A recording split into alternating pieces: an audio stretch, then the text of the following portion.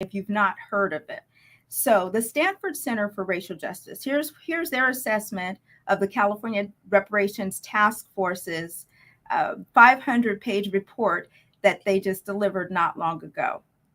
So it says, from colonial times forward, governments at all levels adopted and enshrined white supremacy beliefs and passed laws in order to maintain slavery, a system of dehumanization and exploitation that stole the life, labor, liberty, and intellect of people of African descent.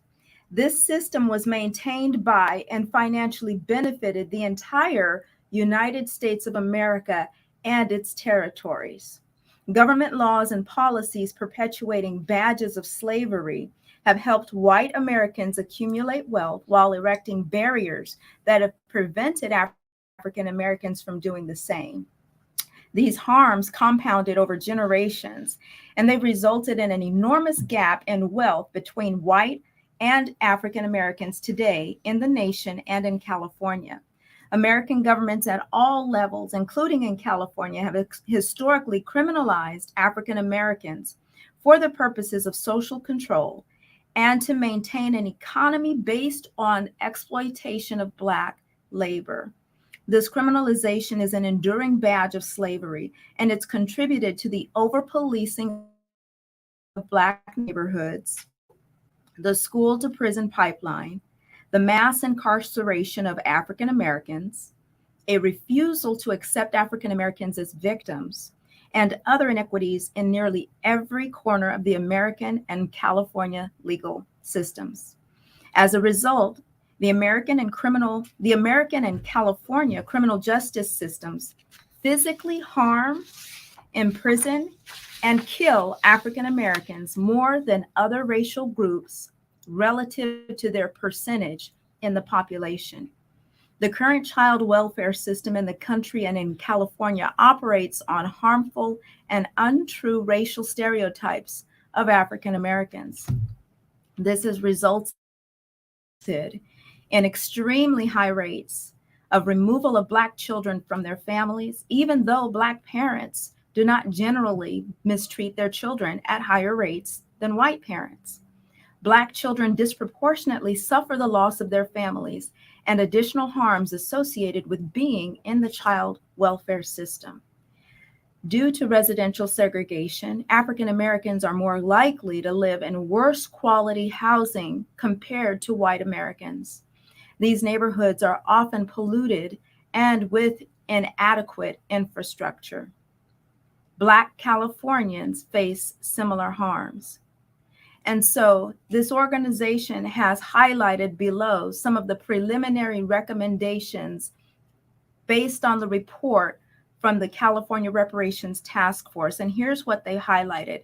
And after I read a few of what they've highlighted, I want to introduce our guests. We are back online, and I want them to expound because this is their area of expertise. So here are some of the recommendations from the report that the organization is highlighting. Deleting language from the California Constitution that permits involuntary servitude as punishment for crime by passing ACA 3. We're going to talk about that in a little more detail. That's very important, so remember that. Compensating individuals forcibly removed from their homes due to state action, including but not limited to park construction, highway construction, and urban renewal. That might ring a bell because I'm sure many of you have heard about the Bruce Beach family that owned Bruce Beach and the return of that beach to the family by the state of California. There are other movements like that happening right now throughout the state. A third item, providing funding for African freedmen owned and controlled K-12 schools, colleges, and universities, trade and professional schools.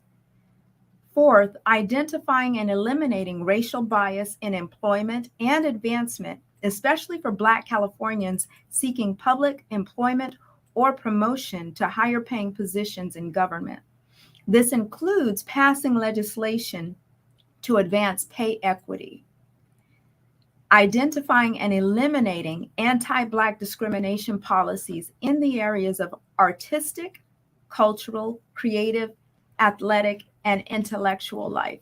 I'm sure Mr. King can relate to that. He was one of the first artists to own his own music. Is that the correct terminology? What's the correct terminology? Masters. Yes. Owning your own masters. That's what it's about in the music industry. If you don't own your own masters, you are being owned. Am I correct to say that? He said that is correct. Compensating, both financially and with cost-free, high-quality, comprehensive services and supports.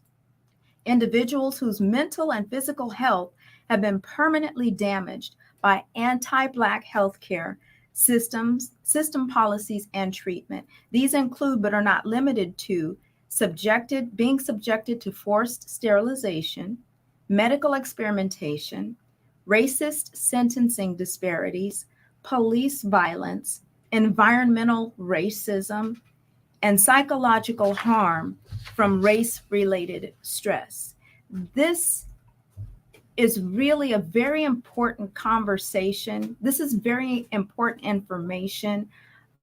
As you're hearing this, I'm hopeful that you'll share this information with other people.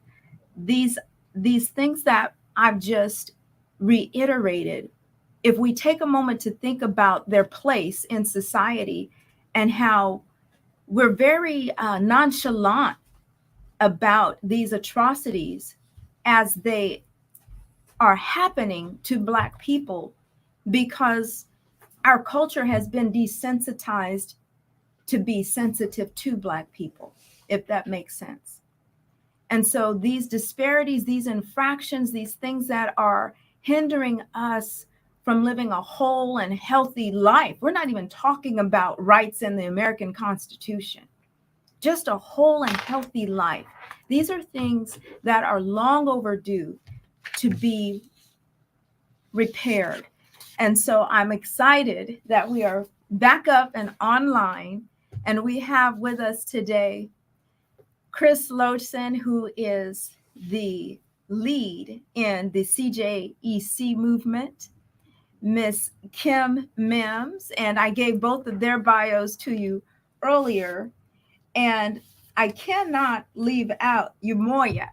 Umoya is a part of the ETM Media Group, and I asked him to shoot me over his bio, so I'm going to pull that up because this young man is the foundation of everything that you see with ETM Media Group. Between him and Kim, they are just this force to be reckoned with. They are very focused about the mission, and all that Chris does, I'm sure that he just appreciates and values their contribution, because none of what you see could be possible without them. And so I'm excited to have the team.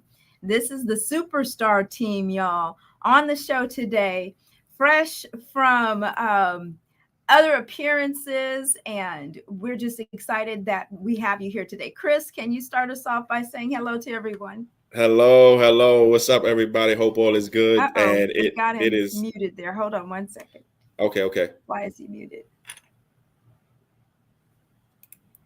Not on your end? Chris, you weren't muted earlier. You're muted now. Umoya, Kim, can y'all chime in and let's see if we have some issues? Yeah, I can hear Chris. Can you hear me? Oh, shoot.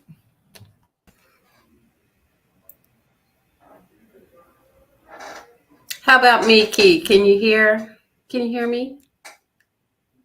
You're on mute, Key. Okay. We are going to get this right. Can y'all hear me now? Yes. Yeah. Say. Okay.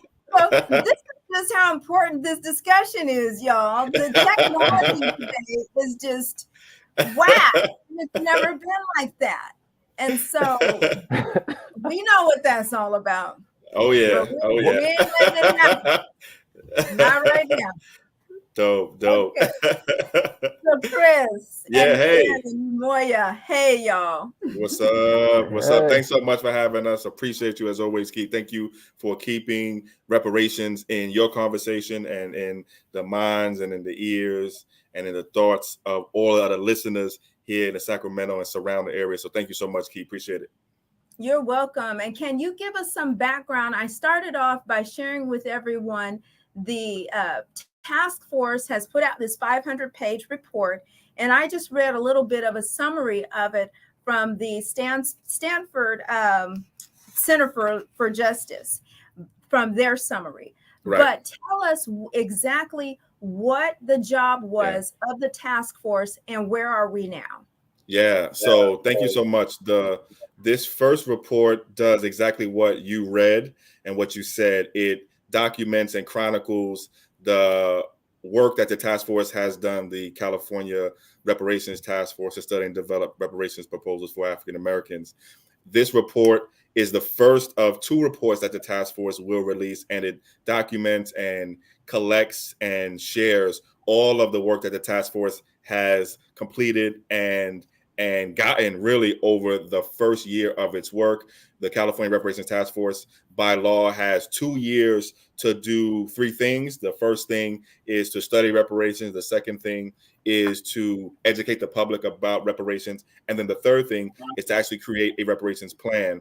And the task force has, again, 2 years to do those 3 things. And in the middle of its work, so after the first year, going into the second year, is what you see in this report. It's a collection and a documentation of the testimonies and the research and all of what the task force has learned over the first year of its work. It chronicles the harms. I've heard some of those who have been working on this say that this really is the biggest report on the Black community since the 1960s, since the 1968 Kerner Commission report. And it actually draws a direct line, or what we might call a through line, from slavery to what's going on now. And the task force has been working really, really hard on this and put this first report out, as you mentioned, earlier this year, really in June. And we've been doing our job with you and with others to make sure that people know about this report and people are a part of learning about what's in it and then also sharing what they learn. Okay, and so since you mentioned helping people to know what's in it, I wanted to talk about this a little later, but now this is a nice segue because we are at a point where there's a lot that has happened, and it's almost like one of those things where it's been kind of quiet if you've not been on the forefront, and now things are making headlines, but people don't see all of the work that has gone in before. And so you guys have even taken it a step further and are now going around the state with tours of the information. So let's talk about the listening tours. Kim, do you want to kind of give us information about that? I think you have that information for us, either you or Chris. Oh, me? Yes, we're doing the listening sessions. So the DOJ and the Bunch Center, UCLA Bunch Center, they selected 6 anchor organizations to give 2 official task force listening sessions apiece. CJEC chose to do our 2 official listening sessions, one in the Bay Area and then one in LA, that our LA team kind of took the organizational lead on that. So we did both of those. They were very successful. But also here, CJEC and ETM Media, we've done several unofficial listening sessions. I mean, we get out there and talk about reparations whenever we get the chance, including this past weekend. We did a listening session and we kind of put a little bit of a different angle on it, in that we wanted to hear from the Black business community to try to get some ideas about what Black businesses might like to see with reparations proposals. So people came out and they shared their ideas, and so official or unofficial, we are out spreading the word. So thank you for that, Kim. Tell us what these listening sessions are providing. So when people hear the term CJEC is doing a listening session or reparations listening session, what can they expect to get from this?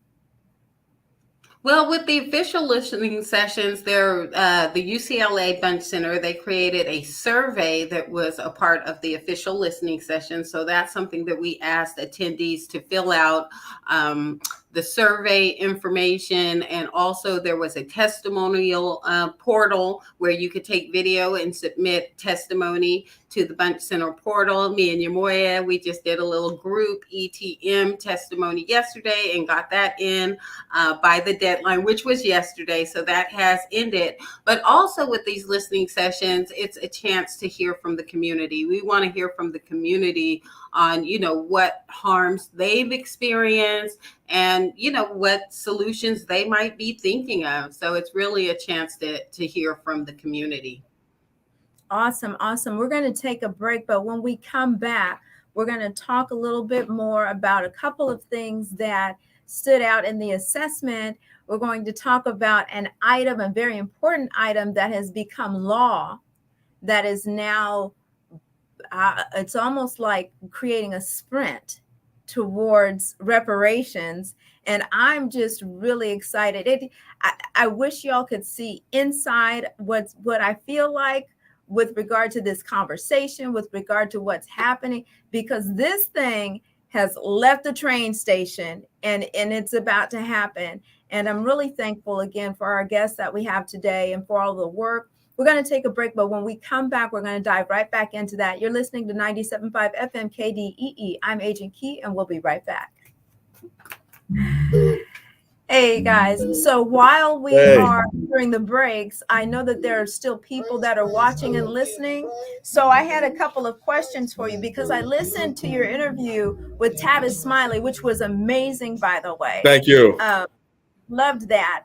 And he brought up a point that I don't think people thought about. He had what he called like a banner, questions that were a banner under California.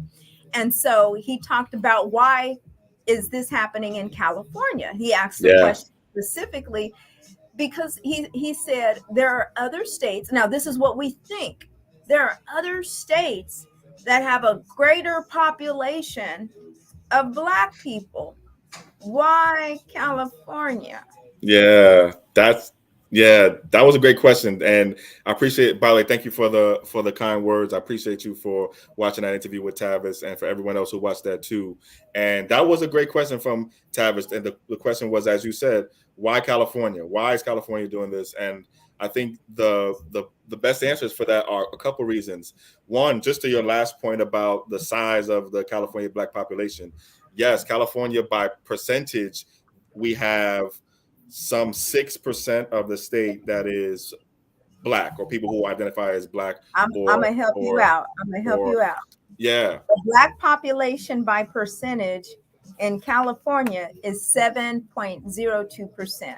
7.02%, right? So that is, So that's a relatively, that's not many, right? In the percentage, but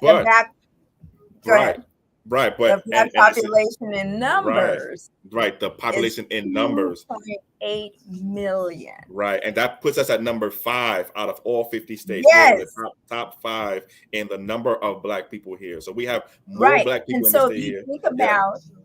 If you think about states where you think about the highest Black population, you probably think of somewhere like Alabama, Mississippi, right? But the population of Blacks in Alabama is 1.3 million. Population of Blacks in Mississippi, 1.1 million. Right.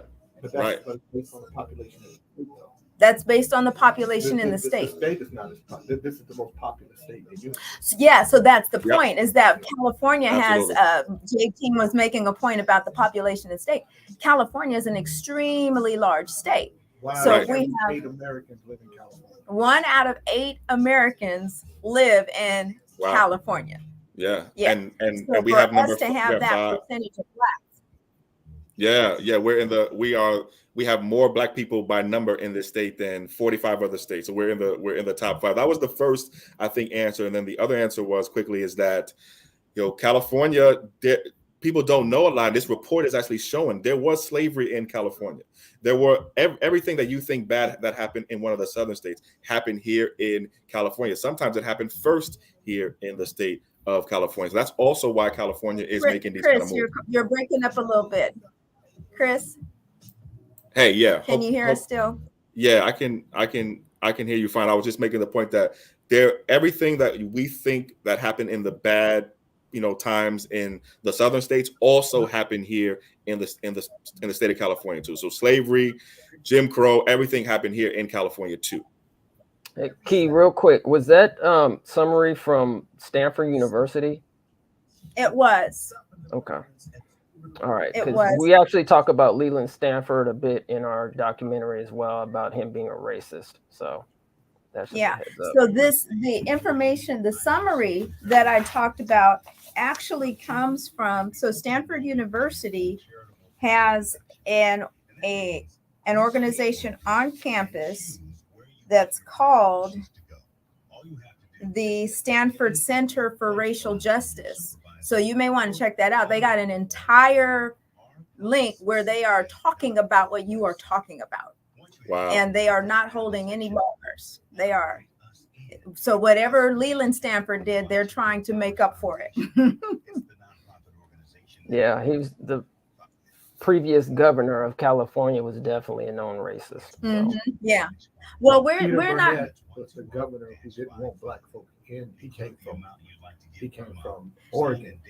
So Jay King is giving a history lesson, but we can't hear him. And I'm stopping to listen. Y'all looking and seeing what I'm stopping. But he just mentioned Peter Burnett was the Burnett. Yep. So you can hear him? Yeah. Oh yeah, that's facts. Yep. Peter Burnett, facts. Yeah. So just speak up a little bit more. I was just saying Peter Burnett was the governor who didn't want black folk. He tried to ban black people from California. He'd already successfully did it in Oregon. The only thing that stopped him was there were more Chinese coming to California because we made up less than 1%, and he started trying to ban the Chinese. That's how. Got 15 seconds left. You guys. Yeah. So Yeah, and that's in the report too. Absolutely. Like a lot of that is also in the report too. Yeah. Facts. we're coming back. We're coming back from the break. Hey everyone, we are back. You're listening to 97.5 FM KDEE. I am Agent Key. And just a reminder that you can join the conversation by following us live on social media. To what happened with the technology today was highly unusual. We are normally always here at 1 p.m. on Wednesdays on Facebook, YouTube, and now LinkedIn and Twitter. So if you are on any of those social media platforms, you can actually watch the show, follow along, join in the conversation, make a comment, ask our guests questions, join in the conversation. It's just much more fun if you're on live. So we're back. We are talking about California leading the way in reparations. And specifically, there has been a law that has been passed as a result, and I'll just go straight into it. SB 189 becomes law, and that's data disaggregation in California. And Chris, I want you to talk about that and the importance of it. Give us the background. Yeah, thank you so much. So you're absolutely right. SB 189, specifically Section 14 of SB 189, is legislation that we authored, we wrote here at the Coalition for Just and Equitable California, CJEC. And what that does is something pretty historic. It actually makes California the first state to actually specifically collect information on Black folks who are descendants of U.S. slavery, starting with state employees, starting with the state's 2.5 million employees. Right now, or before now, there was no city you could go to in California, no county, and nowhere in the state that you could go to here in the state of California and say how many Black folks, how many African Americans are descendants of persons who were enslaved in the United States here. What is the condition specifically of African Americans who are descendants of those who were enslaved in the United States? That was not possible before this legislation was signed into law. I want to give a big shout out to everybody who worked on that at CJEC, and everybody who supported that work at CJEC and around the state. But this is really historic. Our people been here 400 years, and I say this, sometimes to our team and others. We've been here 400 years.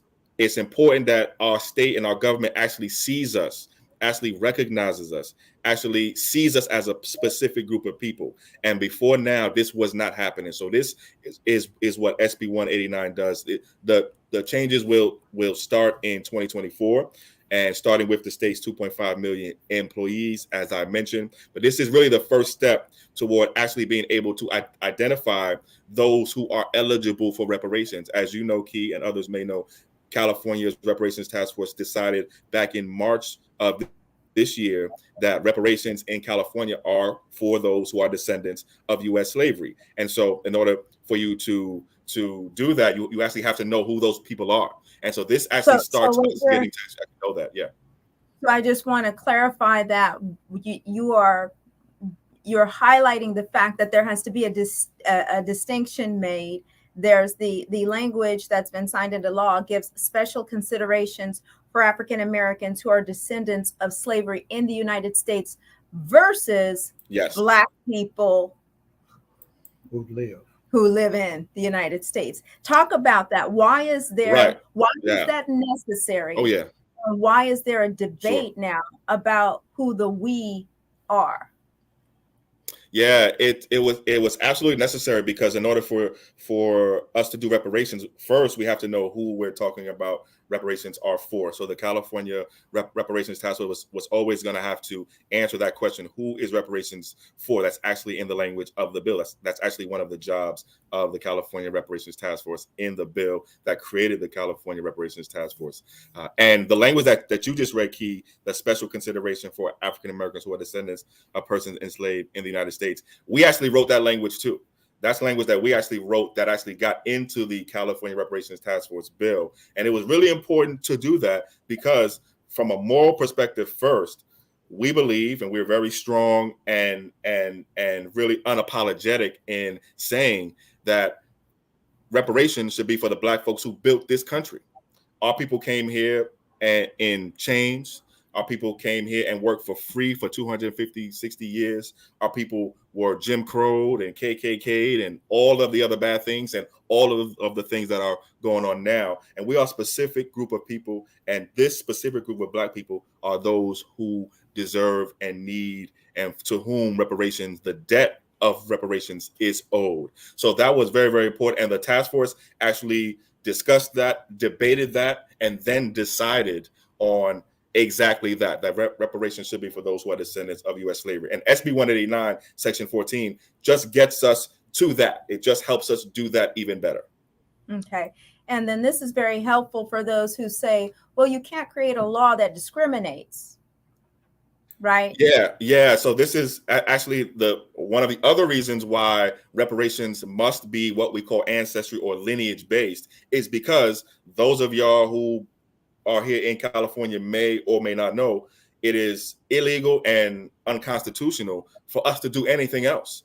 If we were to do any sort of race-based or just say you're Black and you get reparations type of reparations, that would be illegal and unconstitutional according to the California Constitution and according to the federal Constitution. Specifically here in California, there was a proposition called Prop 209 back in 1996 that made it unconstitutional and illegal for us to do any race-based or just say you are of this race and you get this type of thing, policy or program. And so that's the other reason why it was very, very important for the California Reparations Task Force to make the right decision, which it did this March, to make reparations for those who are descendants of U.S. slavery.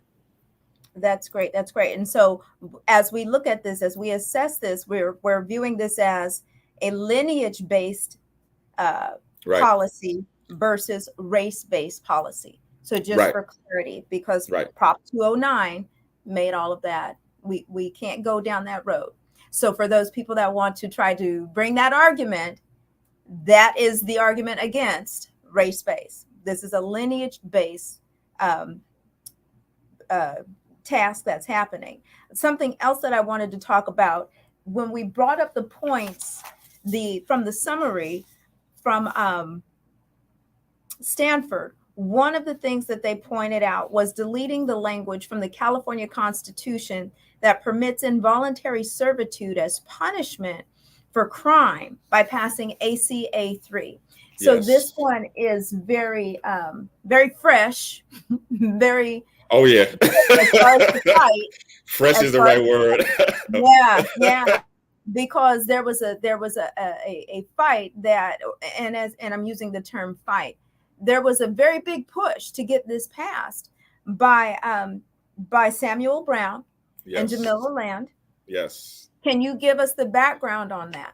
Sure. So ACA 3, Assembly Constitutional Amendment 3, was some work and some legislation that, as you mentioned, Samuel Nathaniel Brown, who is an amazing brother out of here in California. Brother did 24 years in prison, just been home about 8 months now. And Samuel was being forced to work while he was in prison, and was told that if he didn't work, he would have to stay longer in prison. And so Samuel, when he was faced with that, wrote what would become what we just called ACA 3, and that would have taken out from the California Constitution the slavery and involuntary servitude exception. So right now, and I want the listeners to hear this. Talk about the fact that it's there. Absolutely, that's exactly what I was going to say. Exactly. Why is that there? Yes. Yeah. So California, just like our federal constitution, California's constitution has an exception for slavery. So it says that neither slavery nor involuntary servitude shall be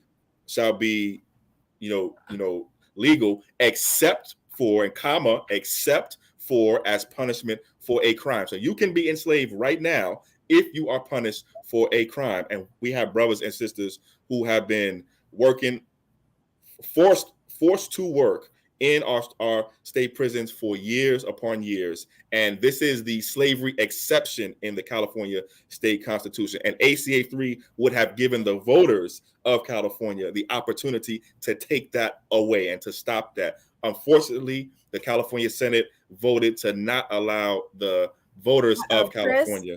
Chris, it sounds like we're breaking up. You're breaking up a lot. I'm not sure what's happening there. Hey, how's that? Is that any better? That's better. Okay. Definitely. Okay.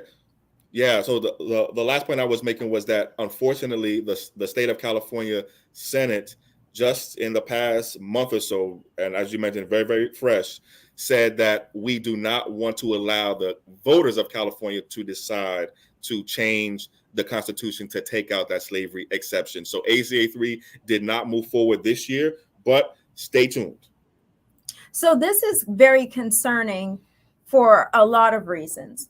The first thing that comes to mind, if we think about the percentage of people who are incarcerated and what that looks like racially, that looks like the African American population is the largest percentage of those who are incarcerated. If we look at the language in the Constitution that says that you can exercise, quote unquote, this slavery system on those who are incarcerated, and it's legal, when we're living at a time when we know that that is inhumane. And then you also step back and you look at the idea, I'm calling it an idea, but it's pretty much true. We transitioned from having slave masters to the police department. Right. Right. I'm not even going to bite my tongue and say that when I say that. Right. And so now we just have another method or mode of slavery that is legal. It is. And then you have the state authorities, those in political positions, who have just voted down removing that language, voting down, giving us the opportunity as voters to taking away our right. I know, which is rid of it. Which was it's add insult to injury, right? It was unbelievable. It was unbelievable. I could not believe that the California State Senate decided that it was not willing to allow the voters of California to remove what we call one of the badges and incidents of slavery. So we talk a lot about the legacy of slavery. This is one of them. This is one of the most in-your-face legacies of slavery. It is literally slavery if you are locked up. If you get locked up and you go to prison, you can be forced to work. You can be forced to work. That is slavery. And again, it was unbelievable that the California Senate and there were a bunch of senators who were for it. So I want to give a shout out to the senators who were for it, but not enough senators were for it. And ultimately, the California State Senate said, we do not want to give you, the voters of California, this November, the chance to remove the slavery exception in our state constitution. Unbelievable. Now, I know that there's somebody listening right now who's saying, well, if you've gone to prison, you should be forced to hard labor. So, well, I reject that flat out. You should have the option to work. If you are in prison, you should have the option to work. That's different from forcing you to work. If you take the case of Samuel Brown, he was a janitor cleaning up cells. When COVID hit and when COVID came, the prison authorities told Samuel he had to go into one of the cells and actually clean up the COVID out of the cells. But Samuel had pre-existing conditions. Samuel said, I don't want to do that. It's harmful to my health. They said, if you don't go in here and jeopardize your own health and work and be forced to work, then we're going to keep you in here longer. When you go for parole, you're going to be denied. That is horrible. That's not the kind of California we are. That's not the kind of California we want to be. And that is absolutely something that has to change. And the other part of this that I think about is that what is the result of going to prison supposed to do? What is the effect? What we say going to prison is to punish and reform. But the punishment is just taking you out of society. And I'm not trying to smooth over any of this. But if the goal is to reform, and as we're assessing whether or not something like this is right, I just want people who are thinking you're supposed to be in prison suffering to think about that. If the goal is to reform, then the idea of accepting policies that are going to punish and impugn and further harm should not be acceptable. Absolutely not. And think about this too. While we're forcing these brothers and sisters to work in prison against their will, so enslaving them, when they come out, we tell them they can't work in the same jobs that we forced them to work in. So it is, and y'all know this, y'all know anybody who's been locked up, it's so hard to find a job after you got out of jail.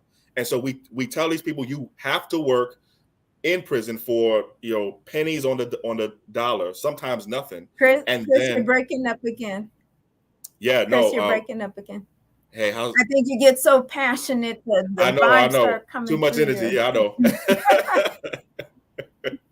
I mean, and I had some, back and forth social media interactions about this when ACA 3 was being pushed. And it's not just about the punishment and the policy, because people were saying, just like you said, Key, if you commit a crime, you should go to jail. You should be punished. You should have to pay for your room and board. I'm like, okay, well, even if that's the case, you don't have to call it slavery. Call it something else. Why are you still calling it slavery? So it also just comes down to a matter of, the language. They don't have to use that language to accomplish their same goals. It should be removed. It should be removed. It's as simple as that. And the fact that our government officials, our senators, blocked us from, I just kind of see it as it's almost like parents meeting in the bedroom and talking about something about the household, and let's not tell the kids about it. We're just gonna move forward with this plan. And the only difference is we're not children. We're grown adults who are taxpayers who should have a right and a say in the things that happen in our state, especially as they impact people who we deal with on a day-to-day basis. Because as we know, many of these people who are in political positions, they are so far removed from our communities, there is no empathy. So that it's very alarming and very disturbing that they would make a decision like that through what I call behind closed doors, and not make that information public, not allow it to go public, to allow the citizens of our state to decide. And the way that whole vote happened was just really, really weird. The first time, I think not enough people showed up to vote, or not enough legislators showed up to vote. And then they were supposed to take a revote. So we were waiting on the revote, and that never happened. And then they were supposed to have another revote, and that never happened. So we were just kind of in flux about what was even going on, because they kept saying that they were going to revote once they got enough lawmakers in there to vote, but that never happened. So like you said, it wasn't very transparent. We're going to take a quick break. Yeah. Like, and what else is transparent in the government? But we are going to take a break. And when we come back, we're going to talk about another exciting venture CJEC has going, and I'm going, and you really would want to be watching online right now. If all goes well, our little technological stuff that we've been having issues have been preventing us. But if all goes well technologically, you want to be watching when we come back from the break, because I get to show you all something very exciting from CJEC and ETM Media Group. You are listening to 97.5 FM KDEE. I am Agent Key, and we'll be right back. Okay, y'all, I'm going to test this thing before we show it. This has just been a crazy. No worries. The show will go on. Can you still hear us, Key? I can, yes. Okay. Thank you. Let's see here. Let me go to it. And hey, you guys, thank you everybody for tuning in. I see y'all, Miss Valencia, Ronald, Mom. My mom is watching. Miss Tiffany. Hey, girl. Let's see if I can pull this up. Y'all get to watch it a little bit here. The way it currently stands, forced labor, slavery takes precedence over rehabilitation and public safety. Oh, by the way, I'm going to pull you guys while the Biden administration gives reparations to everyone, but going to go in there. Fiddlesticks.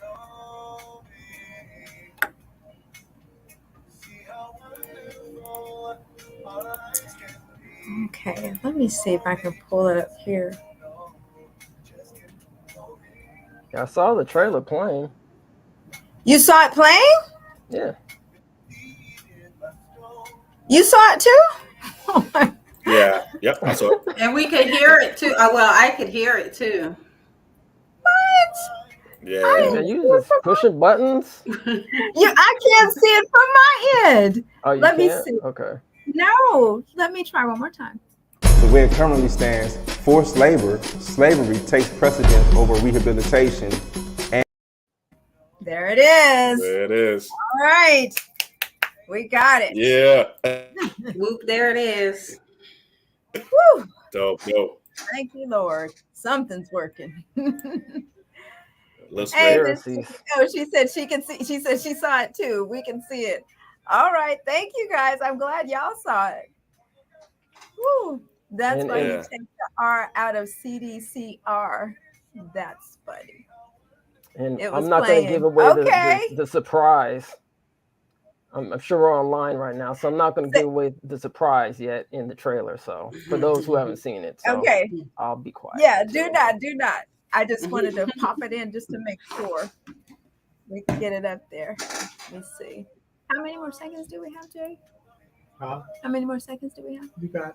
You got like a whole minute? 2.5 minutes. Oh, good. Okay. All right. So for all of you that are watching right now, if you want to say something in the comment section, if you have any questions for CJEC, Chris, Umoya, and Kim, if y'all want to know what CJEC is doing, I think I actually have a banner with the CJEC website. Thank you. You can go to CJECofficial.org. I think there should be a hyphen in that. Both of them work. They both work? Okay. Yep. That's perfect. And that is the CJEC website, y'all. If you go there, you can sign up for alerts and information and to stay informed.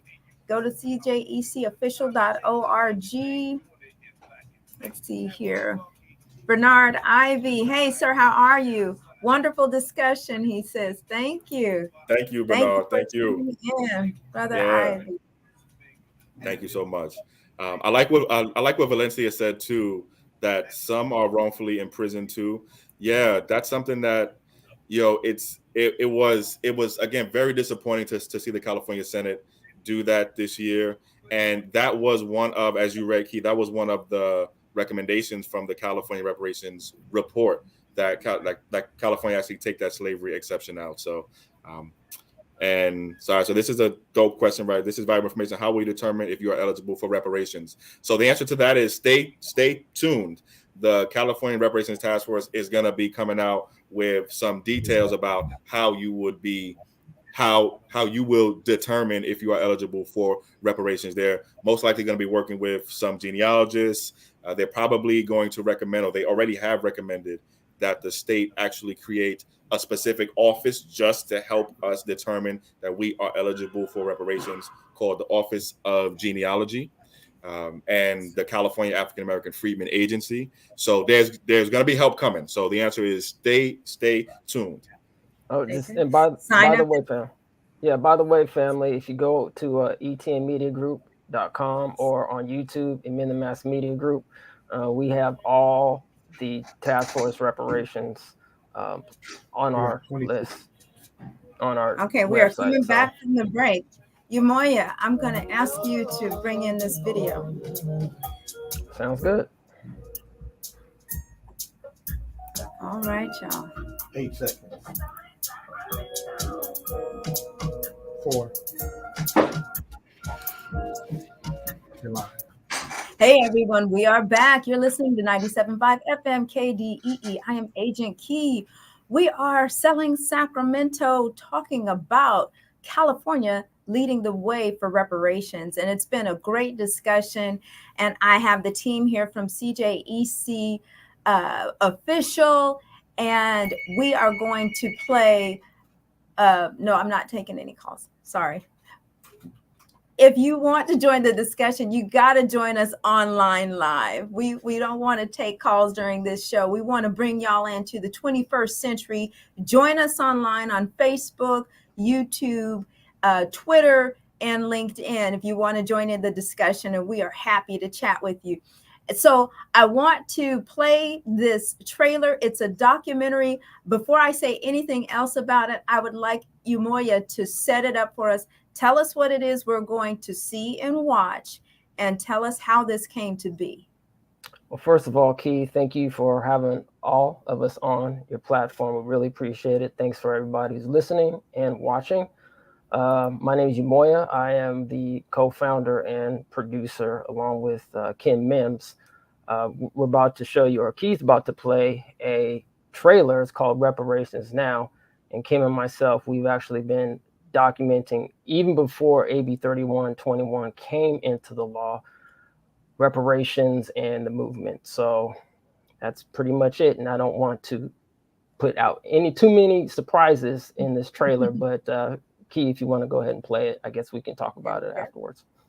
Yes, sir. The way it currently stands, forced labor, slavery takes precedence over rehabilitation and public safety. Oh, by the way, while the Biden administration gives reparations to everyone but free people, look at the billions he has run over to Ukraine. We don't have black grocery stores because if you think about it now, just to get in that supply chain, it's almost unheard of. They don't want the truth to get out. Okay? I don't want to know what my family did or what all these people did and all this stuff like that. Okay? You read that 500-page report. There's this thing called white superiority and black inferiority. That mindset allows all of the behaviors that we've seen across generations, allows for the construction of these policies and practices and systems and structures that continue to oppress us. This is not a handout. This is a debt that is owed. You know, Allensworth was like the internet of his time in 1904, 1905. The total black population in California is about 2.6 million. And then of that, the descendants compose about 2.2 million of that. So California, with a multi-billion-dollar surplus, can absolutely afford to satisfy the international terms for reparations, beginning with compensation. Any financial obstacle that exists that impedes the success of increasing financial prosperity needs to be dealt with and eliminated. No matter where we've been, no matter what part of this fight we've been in, we've been harmed, and we've had harm done to us specifically. When I got to Los Angeles, this was some of the worst segregation I'd ever seen. And remember, I'm telling you, I'm from Mississippi. Because as you can see, I'm giving you broken history right now, you know? But I had to give it to you guys today. I said, no, I got to show them this because it's so precious and nobody really knows about it. Black people don't have that kind of luxury. Our historically black communities have been redistricted multiple times. Now listen, if you can't handle the TR roof, don't tune in.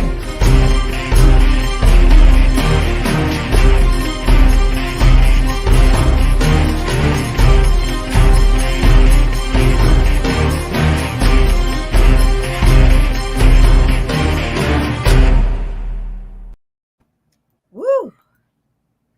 That looked pretty powerful. We have about 60 seconds left. Umoya, I just want to tip my hat off to you. That is going to be amazing. Where can we find that at? Go to etnmediagroup.com. You can go to etnmediagroup.com. Check us out there. Go on YouTube.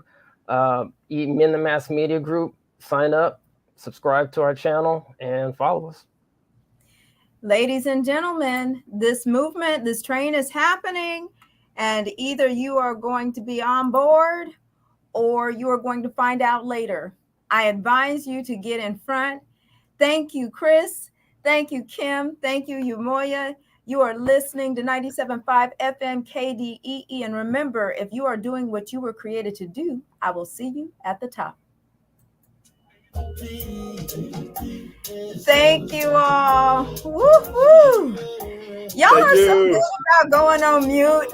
It's like it's a blessing and a curse. That was dope. Thank you, Key. Thank you guys so much. Oh, great so much show, Key. Tuning in. We'll see y'all next Wednesday. Umoya, Kim, and Chris. We'll see y'all next time with our next update.